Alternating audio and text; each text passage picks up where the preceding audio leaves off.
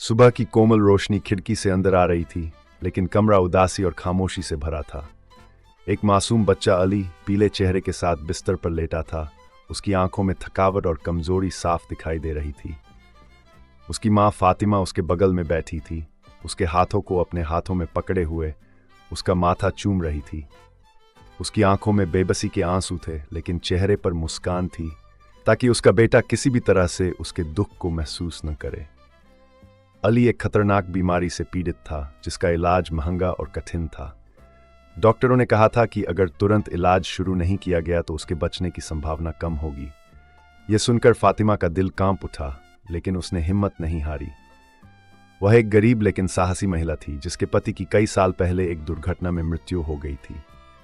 अब अली ही उसकी दुनिया, उसकी आशा, उसकी खुशी और जीने का एकमात्र कारण था।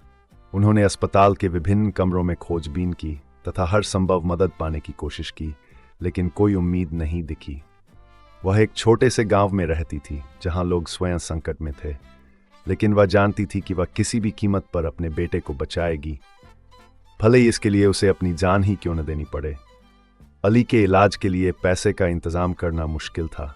उसका घर ही एकमात्र चीज थी जो उसके पास बची थी, और यह उसके पति की निशानी भी थी। लेकिन यह सब उसके बेटे की जिंदगी के सामने बेमानी था। फातिमा ने भारी मन से निर्णय लिया कि वह अपना घर बेच देगी।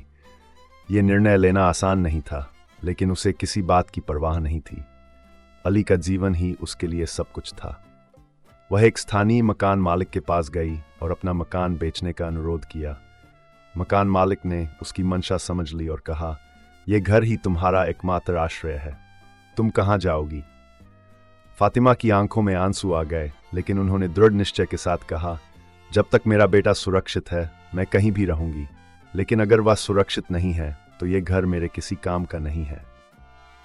ये शब्द सुनकर जमींदार का दिल भी बैठ गया।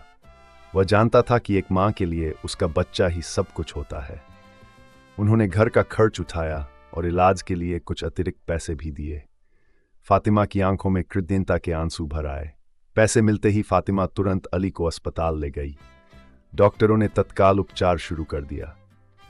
अली का शरीर कमजोर हो गया था, वह दर्द से कराह रहा था, लेकिन जब भी उसकी मां उसके पास आती तो वह मुस्कुराने लगता। फातिमा ने हर पल अपने प्यार से उनका साथ दिया। इलाज लंबा और दर्दनाक था। कभी बुखार बढ़ जाता, कभी दवा असर नहीं करती, लेकिन मां हर पल अपने बेटे के लिए प्रार्थना करती। वह खुद भूखी रहकर रातें जागती रहीं, लेकिन अली को हर संभव आराम देने की कोशिश करती रहीं। कई सप्ताह के उपचार के बाद एक दिन डॉक्टर मुस्कुराते हुए कमरे में आए। बधाई हो फातिमा बीबी, अली अब खतरे से बाहर है, वह बहुत जल्द ठीक हो जाएगा। यह सुनकर फातिमा की खुशी का ठिकाना न रहा। वह झुककर ईश्वर को धन्यवाद देने लगी। अली भी अपनी मां की खुशी देखकर मुस्कुरा रहा था। उसने कमजोर आवाज में कहा, मां, मुझे पता था कि आप मुझे नहीं छोड़ेंगी। फातिमा ने उसे गले लगाते हुए कहा, बेटा, मां कभी अपने बच्चों को अकेला नहीं छोड़ती। मां का प्यार दुनिया की सबसे बड़ी ताकत है। अली के ठीक होने के बाद फातिमा को नए सिरे से जीवन शुरू करना पड़ा, लेकिन अब उसके पास न तो घर था, न ही रहने की जगह। उसी समय वही मकान मालिक जिसे उसने मकान बेचा था आया और बोला, यह मकान तुम्हारा है, मैं इसे तुम्हें लौटा रहा हूं। मां के प्यार का कोई मूल्य नहीं होता। फातिमा की आंखों में आंसू भर आए। उसने दिल की गहराइयों से प्रार्थना की और अली को अपनी छाती से लगा लिया।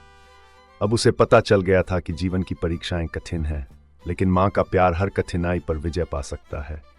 मां का प्यार वह शक्ति है जो हर बीमारी, हर समस्या और हर परीक्षा पर विजय पा सकती है। फातिमा और अली की कहानी सिर्फ एक कहानी नहीं है, बल्कि हर मां के त्याग और हर बच्चे की उम्मीद का प्रतीक है। जब तक संसार में मातृ प्रेम है, चमत्कार होते रहेंगे।